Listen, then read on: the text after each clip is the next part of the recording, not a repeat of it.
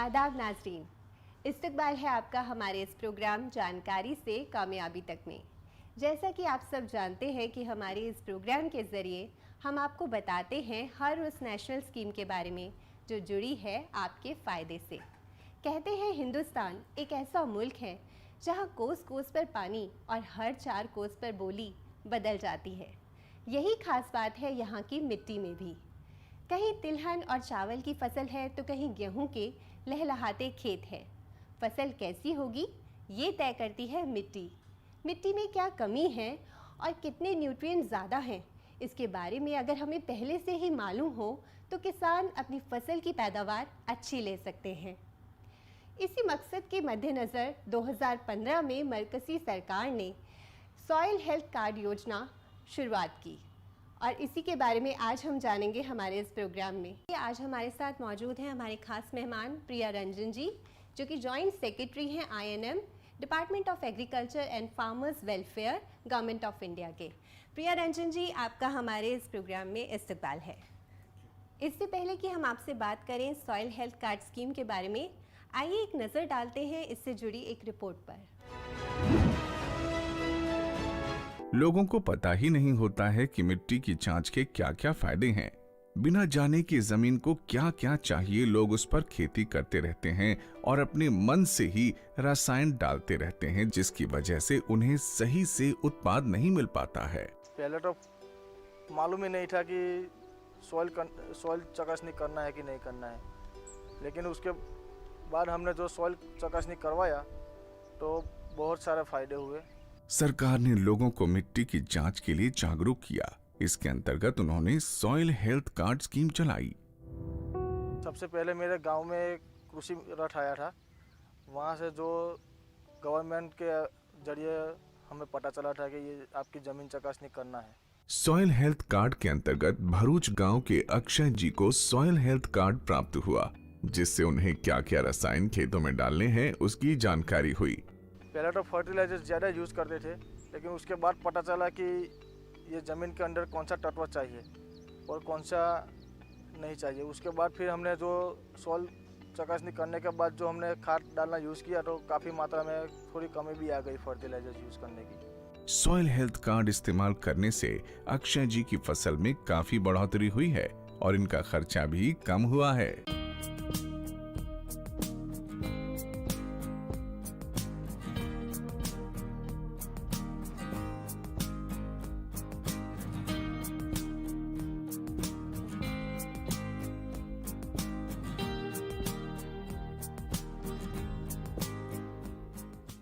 हमने मिट्टी की जांच का पहले पता नहीं था। ये बात सरकार की जब स्कीम आई, जब उसके तहत पता चला कि मिट्टी की भी जांच होनी चाहिए, तो हमने मिट्टी की जांच करवाई। उससे ये पता चला मिट्टी में कौन कौन से तत्व कम है, किसी जो मात्रा ज़्यादा कम बत्ती हो रही है, तो उससे पता चला कि आप ये लगाओ, ये डालो, उससे हमने फायदा हुआ। इस टेस्ट से जब हमने ये फसलें उगाई तो पिछले फसलों के मुकाबले हमने देखा हमारा मुनाफा भी ज़्यादा हुआ और खर्चे की, जैसे कि अगर भूमि के अंदर ऐसे तत्व मौजूद थे जो यूरिया की ज़रूरत ना पड़े तो हमें यूरिया कम घेरनी पड़ी, दवाइयों का इस्तेमाल कम हुआ, जिससे किसान का खर्चा घटा और पैदावार बढ़ी। लेकिन जब ज़मीन में सारे जो मौजूदा तत्वों की जानकारी मिली, उसके बाद इसके अंदर कार्ड के अंदर लिखा होता है कि इस ज़मीन में कौन कौन सी फसल बढ़िया हो सकती है और आपको कब कब कौन कौन सी बीजनी चाहिए, उसमें कितनी कितनी पैदावार आ सकती है। तो निश्चित तौर पर आर्थिक लाभ बहुत ज़्यादा हुआ, क्योंकि किसान जो है जानकारी के बिना बहुत ज़्यादा फर्टिलाइजर्स और दवाइयों का इस्तेमाल लगातार खेती में कर रहा था, जिसके कारण उसकी लागत बढ़ रही थी। और जब से मिट्टी जांच हुआ तभी से मिट्टी जांच लगाते हुए समय अभी तक मैंने दीमक का कोई पता नहीं है। और हम लोग इतना मेहनत करते हैं तो DAP और यूरिया का ज़्यादा पहले प्रकोप देना पड़ता था, उसी से हम लोगों का क्षति कुछ हो जाता था। और जब से मिट्टी जांच करके उसमें माटी जांच जब से हो गया तब से हम लोग का खाद भी कंपनसेशन हो गया। प्रिया रंजन जी, सॉइल हेल्थ कार्ड स्कीम का मकसद क्या है? ह्यूमन हेल्थ में हम जानकारी चाहते हैं कि हम अगर टेस्टिंग कराते हैं, डायग्नोसिस कराते हैं, तो आजकल लेबोरेटरीज़ में जाते हैं, पता करते हैं कि हमारे शुगर में, ब्लड में और विभिन्न पैरामीटर्स में क्या उसके लेवल्स हैं, और उससे पता चलता है कि व्यक्ति को किस चीज़ की कमी है या कौन सी परेशानी है। वैसे ही मृदा के केस में, सॉइल के केस में, हम सॉइल हेल्थ कार्ड के माध्यम से ये जान सकते हैं कि सॉइल में किस न्यूट्रिएंट की कमी है, किसकी अधिकता है, और कौन कौन से ऐसे तत्व हैं जिनको हम अलग से पूर्ति जिनकी की जाए, तो जो क्रॉप है, जो फसल लेने की हम सोच रहे हैं, उसमें बढ़िया से बढ़िया पैदावार आए। इस कार्ड में क्या जानकारी होती है और किसानों को इससे क्या फ़ायदा मिलता है? देखिए, इसमें करीब 12 न्यूट्रिएंट्स की जानकारी होती है। किसानों को ये बताया जाता है कि आपके सॉइल, आपकी मृदा में कार्बन, नाइट्रोजन, ऑक्सीजन, फास्फोरस, इस तरह के जो पोषक तत्व हैं, उनके क्या लेवल्स हैं, कितना हमें जो आइडियल लेवल है वो हमें पता है कि अच्छी से अच्छी फसल होने के लिए क्या लेवल होना चाहिए और क्या लेवल आपके सॉइल में है। तो मैक्रोन्यूट्रिएंट और माइक्रोन्यूट्रिएंट दोनों की हमें जानकारी मिलती है। हमें उसके पीएच, उसकी इलेक्ट्रिकल कंडक्टिविटी के बारे में जानकारी मिलती है, जिससे कि किसान ये तय कर पाता है कि अगर उसको किसी विशेष तरह की फसल लेनी है तो उसमें किस तरह के उपचार करने हैं।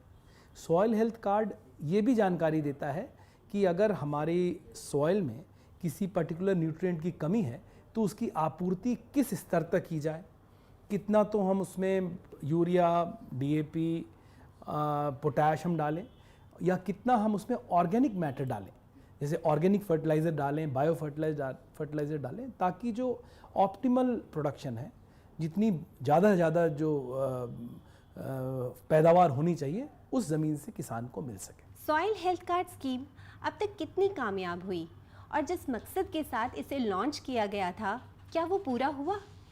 ये तो सॉइल हेल्थ की जानकारी की जो प्रक्रिया है, ये सतत प्रक्रिया है। ये प्रक्रिया हमेशा आगे भी चालू रहेगी। ये भारत सरकार ने 2015 में कार्यक्रम चालू किया था, जिससे कि एक अभियान के तौर पे देश के किसानों को उनके मृदा की जो हेल्थ है उसके बारे में जानकारी दी जा रही थी।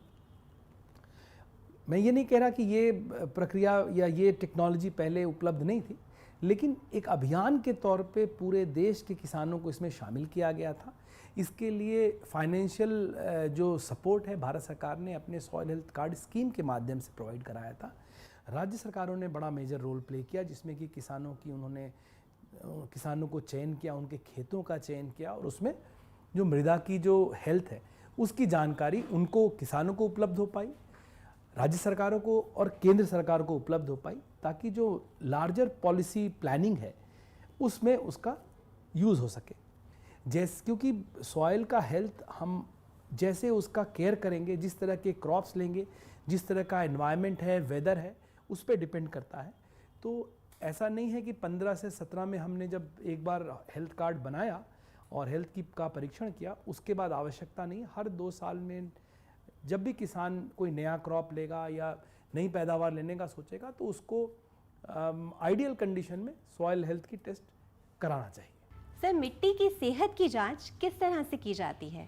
मिट्टी की जांच उपकरणों के माध्यम से की जाती है, और ये एक जो केमिकल प्रोसेस है, कुछ तो फिज़िकल कैरेक्टर्स है, कुछ केमिकल कैरेक्टर्स हैं, और इसके लिए लेबोरेटरीज़ होती हैं। जैसे हमारे ब्लड सैंपल्स चेक करने के लिए लेबोरेटरीज़, डायग्नोस्टिक लैब्स होती हैं। सॉइल हेल्थ की भी जांच करने के लिए लेबोरेटरीज़ राज्य सरकारों ने और केंद्र सरकार ने बनवाई हैं। और इन लेबोरेटरीज़ में किसान अगर अपने खेत की मिट्टी लेके जाता है तो उसको उस मिट्टी के विषय में पूरी जानकारी दी जाती है परीक्षण के उपरांत। खेत के लिए मिट्टी में किन न्यूट्रिएंट्स की ज़रूरत होती है और किसानों को आमतौर पर इसके बारे में पता होता है? ये किसान जो किसानी कर रहे हैं वो काफ़ी समझदार हैं। उनको पता है कि उनकी जो मिट्टी है, अगर जैसी पैदावार वो चाहते हैं वैसी नहीं हो रही है, तो उसमें ज़रूर किसी तरह की कमी है या किसी तरह के उसमें बदलाव की आवश्यकता है। तो सॉइल हेल्थ कार्ड के माध्यम से उनको ये पता चलता है कि उस मिट्टी के नमूने में carbon, organic carbon, nitrogen, phosphorus, potash, magnesium, carbon, copper, zinc, उसका पीएच, उसकी इलेक्ट्रिकल कंडक्टिविटी, क्या उसका स्टेटस है, वो एक बार बता देते हैं। साथ में जो सॉइल हेल्थ कार्ड का आप प्रारूप देखेंगे तो उसमें बताया जाता है किसान को कि आपके मिट्टी में इन चीज़ों की इतनी कमी है, और इस कमी को दूर करने के लिए अगर आप फर्टिलाइज़र यूज़ करते हैं, डीएपी, यूरिया, पोटाश यूज़ करते हैं तो इतने किलो प्रति हेक्टेयर आपको लगाना पड़ेगा या प्रति एकड़ डालना पड़ेगा। या ऑर्गेनिक फर्टिलाइज़र आप इस्तेमाल करते हैं, जैसे आप वर्मी कंपोस्ट इस्तेमाल करते हैं या फार्म यार्ड मैन्योर करते हैं या गोबर से बनी खाद इस्तेमाल करते हैं, तो उसकी इतनी मात्रा आपको इस्तेमाल करनी पड़ेगी। तो ये सारी चीज़ें सॉइल हेल्थ कार्ड के अंदर उसको किसान को बताई जाती हैं। अक्सर देखा गया है कि किसान फसल कटने के बाद स्टबल या फिर जिसे खूंटी कहते हैं उसे जला देते हैं, तो उससे भी क्या मिट्टी को नुकसान होता है? पूजा जी, मैं ये कहना चाहूँगा, ये जो खूंटी या फिर ये स्टबल बर्निंग की जो समस्या है, अगर हम देखें अपने पुराने ट्रेडिशनल खेती के तकनीक जब हम देखते हैं तो उसमें ये खूंटी के जलाने की समस्या नहीं थी। उसका कारण था कि किसान 2 फसल लेता था और हमारे पास उन बीच इंटरिम पीरियड में फसल लेने की क्षमता नहीं थी। बहुत सारे कारण थे उसके, इरिगेशन के कारण तो और भी बहुत सारे कारण थे। अब क्योंकि 2 क्रॉप्स के बीच में टाइम पीरियड कम होता है तो किसान सोचता है ये आसान तरीका है, मैं जला के इसका निजात पाके नया फसल लूँगा। परंतु ऐसा करने से जो मिट्टी है उसकी जो उर्वरक क्षमता है उसमें बहुत कमी आती है, क्योंकि वो बहुत हाई टेम्परेचर पे जलता है। तो उससे जितने ऐसे तत्व हैं जैसे कार्बन है, नाइट्रोजन है, फास्फोरस है, वो सारे जल के ऑक्सीडाइज होकर धुएं के फॉर्म में उड़ जाते हैं और उनकी कमी हो जाती है। साथ में क्योंकि मिट्टी एक लिविंग इकोसिस्टम है, हमें ये समझना पड़ेगा मिट्टी एक लिविंग इकोसिस्टम है जिसके अंदर ऑर्गेनिजम्स रहते हैं, जिसके अंदर बैक्टीरिया रहते हैं, बहुत तरह के माइकोराइजा रहते हैं, बहुत तरह के जीवाणु रहते हैं जो कि उसकी उर्वरक क्षमता को बनाते हैं। तो वो हाई टेम्परेचर होने के कारण सारे जो जीवाणु है वो नष्ट हो जाते हैं। एक तरह से मैं कहूँ तो बिल्कुल सैनिटाइज हो जाता है। सैनिटाइज होने से उसकी जो फर्टिलिटी है, उर्वरक क्षमता है, बहुत कम हो जाती है। सॉइल हेल्थ कार्ड के लिए एक वेब पोर्टल शुरू किया गया था, तो ये वेब पोर्टल कैसे काम करता है? ये सॉइल हेल्थ कार्ड स्कीम के अंतर्गत एक वेब पोर्टल का निर्माण 2015 से 17 के बीच में किया गया। यह सोच के किया गया कि पूरे देश में जहाँ भी सॉइल टेस्टिंग हो रही है, कोई भी किसान सॉइल टेस्टिंग करा रहा है, तो उसकी जो डिटेल है वो हमारे एक यूनिफाइड पोर्टल पे अवेलेबल हो जाए, पब्लिक डोमेन में अवेलेबल हो जाए। और कल को किसी भी कारण से कोई जानना चाहता है, जैसे पॉलिसी बनानी है, हमें ये देखना है कि एक पर्टिकुलर टाइप का न्यूट्रिएंट इस जगह के सॉइल में क्या स्टेटस है, या किसी राज्य के या किसी ज़िले में सॉइल हेल्थ की क्या स्टेटस है, तो वो हम देख सकें और उस तरह की हम परियोजना या पॉलिसी डिसीजंस ले सकें। ये जो पोर्टल है किसान खुद भी एक्सेस कर सकता है, राज्य सरकारें, केंद्र सरकार और research institutions, educational institutions, colleges, universities, सारे लोग इसको एक्सेस कर सकते हैं। ओपन सोर्स है, इसमें किस तरह किसान के पर्सनल डेटा के अलावा बाकी सारा डेटा अवेलेबल होता है। इसके लिए अब कितने टेस्टिंग सेंटर्स बनाए गए हैं? पूरे देश में करीब 12,600 के आसपास सॉइल टेस्टिंग सेंटर्स हैं, जो कि जिले स्तर पे, राज्य स्तर पे, ब्लॉक स्तर पे और ग्राम स्तर पे हैं। और इनमें किसान बहुत मामूली सा फीस दे करके अपने सॉइल के सैंपल की टेस्टिंग करा सकता है। बहुत सारे राज्यों ने इसमें ये टेस्टिंग को फ्री रखा है, जिसमें किसान सिर्फ अपने मृदा के जो सैंपल हैं उसको लेके जाता है, देता है, उसको रिपोर्ट मिल जाती है। बहुत जगह ऐसी भी हमारे सुविधा बनाई जा रही है कि किसान अपने खेत से जो मिट्टी उठाता है तभी से उसकी टैगिंग हो जाती है, जियो टैगिंग हो जाती है, और वो सारा डेटा हमारे जो पोर्टल है उसके ऊपर अवेलेबल हो जाता है। तो कभी भी देख सकता है, हिस्टोरिकल डेटा भी, आगे का भी डेटा। सॉइल हेल्थ कार्ड का स्कीम स्ट्रक्चर क्या है? जो फर्स्ट साइकिल 2015 से 17 में की गई, उसमें करीब 10 करोड़ 75 लाख सॉइल सैंपल्स लिए गए और इन सैंपल्स की टेस्टिंग की गई और उसके रिजल्ट्स फार्मर को उसके प्रेस्क्रिप्शन की किस तरह से इसमें हम सुधार कर सकते हैं उन सजेशन के साथ बताई गई। उसके बाद दूसरा साइकिल शुरू हुआ 2017 से 19 के बीच में, जिसमें करीब 11 करोड़ सॉइल सैंपल हमने टेस्ट किए और उनमें भी यही जानकारी किसानों को हम लोगों ने उपलब्ध कराई। ये जानकारी पब्लिक डोमेन में अवेलेबल है। ये जानकारी जो आई स्टेट्स को, राज्यों को और हमारे भारत सरकार में कृषि विभाग और अन्य विभाग जो हैं जो इस तरह के डेटा का इस्तेमाल करते हैं, उनको अपने पॉलिसी प्लानिंग में काफ़ी इससे मदद मिली। एक कंपोनेंट तो इसका ये था। दूसरा कंपोनेंट था कि डेमोन्स्ट्रेशन के माध्यम से किसानों को बताना कि कैसे हम सॉइल सैंपल कलेक्ट करेंगे और सॉइल सैंपल के रिजल्ट के हिसाब से हम कैसे उस मिट्टी में जो कमियां उनको कैसे दूर करेंगे। तो मॉडल डिमॉन्स्ट्रेशंस के माध्यम से किसानों को ये बताया गया कि आप इन तरीकों से ये जो कमियां हैं और ये जो सॉइल के अंदर अमेंडमेंट्स हैं आप करेंगे तो आपकी फसल की बढ़िया से बढ़िया पैदावार आपको मिलेगी। किसानों को अगर कोई मदद चाहिए रुपए से जुड़ी, तो क्या इस स्कीम के तहत उन्हें कोई ऐसी मदद भी मिल सकती है? मैंने जैसा आपको अवगत कराया कि ये जो टेस्टिंग का काम है ये बहुत ही मामूली से खर्चे, मतलब 25 रुपये 30 रुपये दे के होता है कुछ राज्यों में, और कुछ राज्यों में ये फ्री है। इसके लिए किसी तरह का पैसा देना नहीं पड़ता है किसान को। ये राज्य सरकार केंद्र सरकार के परियोजना के अंतर्गत इसके कॉस्ट को वहन करती है। किसानों को इस स्कीम में अपने सॉइल हेल्थ के अलावा सॉइल हेल्थ की जानकारी से ये पता चल जाता है कि उसमें क्या कमियां हैं। उसके अलावा राज्य सरकार और केंद्र सरकार के कृषि विभाग की बहुत सारी परियोजनाएं चल रही हैं जिसके अंदर तरह तरह के जो फार्मिंग के सिस्टम्स हैं उनको प्रमोट किया जाता है। जैसे ऑर्गेनिक फार्मिंग की स्कीम है, तो किसान को पता चल गया कि उसके खेत में इन पोषक तत्वों की कमी है, जिसकी पूर्ति अगर वो ऑर्गेनिक फार्मिंग के इस तरह के मेथड से करता है तो वो अचीव कर सकता है, ऑप्टिमल जो प्रोडक्शन है, अच्छी पैदावार अचीव कर सकता है।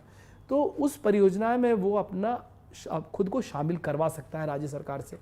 उसमें किसान को सपोर्ट किया जाता है, फंडिंग सपोर्ट मिलता है और इनपुट्स के लिए, उर्वरक के लिए, ऑर्गेनिक खाद के लिए उसको पैसे भी मिलते हैं। खेती में किसान भी बटे हुए हैं, कुछ छोटे किसान हैं और कुछ बड़े किसान हैं, और कौन सी खेती कौन से किसान करेंगे ये भी पुश्तैनी चला आ रहा है।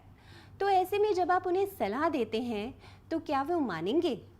ये किसान जो है वो एक तरह का एंटरप्रेन्योर है। उसको समझ में आता है, उसकी पूरी रोजी उसकी आजीविका उस ज़मीन पे टिकी हुई है। उसको पता है कि अगर मैं इस तरह की फसल लूँगा तो मुझे ज़्यादा फ़ायदा होगा। ये जो जानकारी है, क्योंकि ये डिमांड ड्रिवन जानकारी है, जिस चीज़ की मार्केट में ज़्यादा डिमांड है, जो ज़्यादा वैल्यू जिस चीज़ का मिलता है वही किसान लेना चाहता है। इसके बारे में तरह तरह की जानकारियाँ कृषि विभाग से, जो केवीके हैं, जो हमारे ICR सिस्टम के अंतर्गत केवीकेस बने हैं, कृषि विज्ञान केंद्र, उसके माध्यम से भी दी जाती है। उसके अलावा जो मार्केट में जो लोग काम करते हैं, जिनको पता है किस तरह की चीज़ों की डिमांड आ रही है, उनसे भी डिमांड की जानकारी उनको मिलती है। तो इन चीज़ों को ध्यान में रखते हुए और अपने क्षेत्र, अपने खेत की क्षमता को ध्यान में रखते हुए किसान निर्णय लेता है कि वो किस तरह की फसल करे। तो किसान, मैं तो मानता हूँ किसान बहुत ही समझदार, बहुत ही इंटेलिजेंट है और वो पूरी आज से नहीं, काफ़ी टाइम से इस गतिविधि में जुड़ा हुआ है और अपने परिवार की और पूरे देश की इनफैक्ट वो का पालन कर रहा है। सॉइल हेल्थ कार्ड के लिए किन दस्तावेजों की ज़रूरत है और कैसे खुद को रजिस्टर किया जा सकता है? देखिए, ये किसान को इस पोर्टल में अपना नामांकन करने के लिए बहुत ही जो बेसिक जानकारी है उसको देने की आवश्यकता होती है। उसका नाम, उसके गांव का नाम, ग्राम पंचायत का नाम, ब्लॉक का नाम, जिले का नाम, राज्य का नाम, इसके साथ में मोबाइल नंबर उसको देना ज़रूरी है। आधार देने का भी प्रावधान पोर्टल में है, लेकिन आधार अगर कुछ क्षेत्र में अगर नहीं बना है किसानों का तो आधार की कंपल्शन नहीं है इसमें नामांकन करने के लिए। ये सूचना अगर किसान उपलब्ध कराता है तो इसमें अपने को नामांकित कर सकता है। जब बहुत बारिश होती है तो बाढ़ आ जाती है और जब बारिश नहीं होती तो सूखा पड़ जाता है। ऐसे में सॉइल इरोजन भी एक बड़ी दिक्कत है किसानों के लिए। सॉइल, बारिश और बाढ़, इनके माध्यम से सॉइल इफेक्ट होता है, और भी बहुत सारे कारण हैं जिससे सॉइल इफेक्ट होता है। अच्छा ठीक है, फिर से मैं देखिए, अत्यधिक वर्षा और बाढ़, इससे सॉइल पे बहुत ही एडवर्स इफेक्ट पड़ता है, बहुत ही बुरा प्रभाव पड़ता है, जिससे कि ऐसे पोषक तत्व जो कि पानी में घुल के बह जाते हैं, पानी में घुल सकते हैं, वो बह के वहाँ से निकल जाते हैं, और जो उर्वरक क्षमता है भूमि की वो कम हो जाती है। तो किसानों को ऐसी अतिवृष्टि होने के बाद समस्या आती है, जिसको हमें सही ट्रेनिंग और सही जानकारी किसानों को उपचार करने की देके उनकी किसानी और उनके फसल पैदावार को रिस्टोर किया जा सकता है। पहले किसान एक फसल लेते थे और ज़मीन परती छोड़ देते थे, लेकिन आजकल एक से ज़्यादा या 2 फसल लेनी पड़ती है क्योंकि खेती की लागत बहुत बढ़ गई है। तो इस वजह से भी क्या मिट्टी की न्यूट्रिएंट्स कम हो जाते हैं? बड़ा अच्छा प्रश्न आपने किया। मिट्टी के अंदर जो पोषक तत्व हैं वो सीमित हैं, और हम उससे कितनी फसल ले सकते हैं वो भी सीमित है। अगर हमें ज़्यादा फसल लेनी है उसी मिट्टी से, उसी भूमि से, तो हमें उसमें ज़्यादा पोषक तत्व डालने पड़ेंगे। एक और समस्या है कि अगर हम इनऑर्गेनिक फर्टिलाइज़र जो कि डीएपी, यूरिया और इस तरह के केमिकल फर्टिलाइज़र डालते हैं, तो उससे भी सॉइल की जो डिग्रेडेशन है वो बढ़ जाता है। तो इसमें बहुत ज़रूरी है कि किसान को सही जानकारी हम दें कि कैसे वो ऑर्गेनिक फर्टिलाइज़र्स, ट्रेडिशनल फर्टिलाइज़र्स और कुछ हद तक केमिकल फर्टिलाइज़र्स अगर ज़रूरी है, इन सब का एक सही मिक्सचर इस्तेमाल करके अपनी भूमि को कम से कम नुकसान होने दे और उसकी फर्टिलिटी रिस्टोर करके रखे, ताकि उसके अगर 2 से 3 फसल भी अगर करता है एक साल में, तो उसकी उर्वरक क्षमता पे कोई एडवर्स इफेक्ट नहीं पड़े और उसकी पैदावार बरकरार रहे। अब तक इस स्कीम में कितने किसान जुड़ चुके हैं और 2022 में सरकार का क्या टारगेट रहेगा? मैं आपको बताना चाहूँगा, इसमें करीब 22 करोड़ किसानों के खेतों पे परीक्षण किए गए हैं। उसके अलावा करीब 1 करोड़ के आसपास और किसान जुड़े हैं। 2022 में ऐसा सोच आ रहा है कि ये जो डायग्नोसिस है, ये किसान भूमि में जिस तरह की कमी है अगर देखने को मिल रही है, उसके बारे में किसान की जो जानकारी है वो डिमांड ड्रिवन होनी चाहिए। अगर मैं किसानी करता हूँ या आप किसानी करते हैं, तो आपको खुद अगर ऐसी आपको आवश्यकता फील होती है कि मेरे भूमि का मुझे टेस्टिंग कराना चाहिए, तो भारत सरकार अब चाह रही है कि ऐसे लेबोरेटरीज़ वो विलेज लेवल पे उपलब्ध कराए। इन लेबोरेटरीज़ को चलाने के लिए जो एंटरप्रेन्योर्स हैं, महिला स्वयं सहायता समूह हैं, उनको इसमें हमारी कोशिश है कि इन लोगों को इसमें शामिल करें, ताकि उनके रोज़गार का भी अवसर मिल सके उनको, और किसानों को अपनी सॉइल सैंपल टेस्ट कराने के लिए ब्लॉक या ज़िले पे नहीं आना पड़े और मौके पे ही उनको जानकारी और टेस्टिंग की फैसिलिटी मिल जाए। ये एक बड़ा कदम हम लोग लेने जा रहे हैं, और मतलब soil testing at the doors 2022 में और आगे आने वाले सालों में, ये क्योंकि स्कीम के काफ़ी अच्छे रिजल्ट्स आए हैं, तो इस स्कीम को कंटिन्यू किया जा रहा है। इस स्कीम का स्वरूप थोड़ा चेंज किया गया है, ताकि छोटे स्तर पे लेबोरेटरीज़ बनाई जाएँ जो विलेज लेवल पे हों, ग्राम स्तर पे हों, और ग्राम के जो लोग हैं वही उनको चलाएं। जो स्वयं सहायता समूह है महिलाओं के आजीविका मिशन के अंदर बने हैं वो चलाएं। कोई ऐसा एंटरप्रेन्योर है, पढ़ा लिखा लड़का है या लड़की है जो 10वीं 12वीं पास है, कंप्यूटर ऑपरेट कर सकती है, और उसको छोटी मोटी हम अगर ट्रेनिंग दिलवा देते हैं टेस्टिंग की, तो उसमें उसकी जानकारी लेके गांव में वो छोटा सा स्टॉल खोल सकती है। तो उसका प्रावधान हमने स्कीम में किया है, जिसके लिए हम उसको सारा इक्विपमेंट, कंप्यूटर, उस तरह की चीज़ें स्कीम के अंतर्गत प्रोवाइड करेंगे, और स्टेट गवर्नमेंट के माध्यम से उनकी ट्रेनिंग कराएंगे, ताकि सॉइल टेस्टिंग की जो विधा है, जो फैसिलिटी है, वो गांव के अंदर ही मिल सके। और जब भी चाहिए किसान को, आज अब मैंने खरीफ की कराई, कल मुझे रबी में जाना है, जितना इंटेंसिव एग्रीकल्चर हम करेंगे उतनी ज़्यादा ज़मीन की या भूमि में जो पोषक तत्व वो कम होंगे। तो उसकी जानकारी लेके हम आगे ट्रीटमेंट करेंगे, किसान ट्रीटमेंट करेगा, तो उसको बढ़िया से बढ़िया फसल की पैदावार मिलेगी। सॉइल हेल्थ कार्ड स्कीम के तहत किसानों को एक कार्ड दिया जाता है, इस कार्ड में खेत की मिट्टी किस तरह की है इसके बारे में सारी इन्फॉर्मेशन लिखी होती है, जिससे किसान अपने खेत की मिट्टी के हिसाब से फसल लगाकर मुनाफा कमा सकते हैं।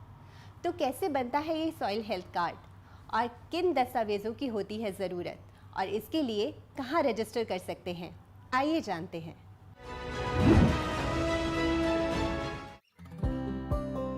सॉइल हेल्थ कार्ड बनवाने के लिए सबसे पहले आपको इसकी ऑफिशियल वेबसाइट soilhealth.dac.gov.in पर जाना होगा। ऑफिशियल वेबसाइट पर जाने के बाद आपके सामने होम पेज खुल जाएगा। इस होम पेज पर आपको लॉगिन के ऑप्शन पर क्लिक करना होगा। इस ऑप्शन पर क्लिक करने के बाद आपके सामने आगे का पेज खुल जाएगा। इस पेज पर आपको अपने स्टेट को चुनना है। स्टेट सिलेक्ट करने के बाद आपको कंटिन्यू के बटन पर क्लिक करना होगा, जिसके बाद आपके सामने आगे का पेज खुल जाएगा। इस पेज पर लॉगिन फॉर्म खुलेगा। क्योंकि आप न्यू यूजर हैं, इसलिए इसमें आपको नीचे न्यू रजिस्ट्रेशन के ऑप्शन पर क्लिक करना होगा। ऑप्शन पर क्लिक करने के बाद आपके सामने रजिस्ट्रेशन फॉर्म खुल जाएगा। इस रजिस्ट्रेशन फॉर्म में आपका यूजर ऑर्गेनाइजेशन डिटेल्स, लैंग्वेज कौन सी रखना चाहते हैं, user details, user login account details, सभी पूछी गई जानकारी बारी बारी भरनी होगी। सभी जानकारी भरने के बाद आपको सबमिट के बटन पर क्लिक करना होगा। यहाँ आपका रजिस्ट्रेशन हो जाएगा। सक्सेसफुली रजिस्ट्रेशन करने के बाद आपको लॉगिन करना होगा। इसके लिए आपको वेबसाइट के होम पेज पर जाना होगा और लॉगिन फॉर्म खोलना होगा। लॉगिन फॉर्म में आपको अपना यूजर नेम और पासवर्ड डालना होगा। इस तरह आप सॉइल हेल्थ कार्ड के लिए रजिस्टर कर सकते हैं। इसी तरह सॉइल हेल्थ कार्ड प्रिंट करने के लिए भी आपको सबसे पहले इसकी ऑफिशियल वेबसाइट पर जाना होगा। ऑफिशियल वेबसाइट पर जाने के बाद आपके सामने होम पेज खुलेगा। इस होम पेज पर आपको फार्मर कॉर्नर में प्रिंट सॉइल हेल्थ कार्ड का ऑप्शन दिखाई देगा। आपको इस ऑप्शन पर क्लिक करना होगा। इसके बाद आपके सामने सॉइल हेल्थ कार्ड खुल जाएगा, जिसे आप प्रिंट कर सकते हैं। सैंपल रजिस्ट्रेशन करने के लिए होम पेज पर आना होगा। सैंपल रजिस्ट्रेशन मोबाइल ऐप का लिंक मिलेगा, जिस पर क्लिक करके आप ऐप डाउनलोड कर सकते हैं। इसी तरह test result entry mobile app भी डाउनलोड कर सकते हैं। डाउनलोड करके ऐप को इंस्टॉल कर सकते हैं और तमाम जानकारी फ़ोन पर हासिल कर सकते हैं। सॉइल हेल्थ कार्ड से जुड़ी किसी तरह की दिक्कत अगर पेश आती है तो आप दिए गए हेल्पलाइन नंबर पर कॉल कर मालूम कर सकते हैं। 011-243-05591, 011-243-05948। तो देखा आपने कितना आसान है सॉइल हेल्थ कार्ड स्कीम के तहत खुद को रजिस्टर करवाना। खेतों में लहलहाती फसल तभी होगी जब हम मिट्टी को समझेंगे, और मिट्टी में जिंदगी होती है और हमें इसे संवारना पड़ता है। उम्मीद है हमारी बताई गई जानकारी का फ़ायदा आप ज़रूर उठाएंगे। प्रिया रंजन जी, आपने हमारे नाजरीन को बहुत अहम जानकारी the soil health card scheme से जुड़ी। आपका बहुत बहुत शुक्रिया। अगले हफ्ते फिर होगी मुलाकात एक नई स्कीम के साथ। तब तक के लिए हमें दीजिए इजाज़त। आदाब।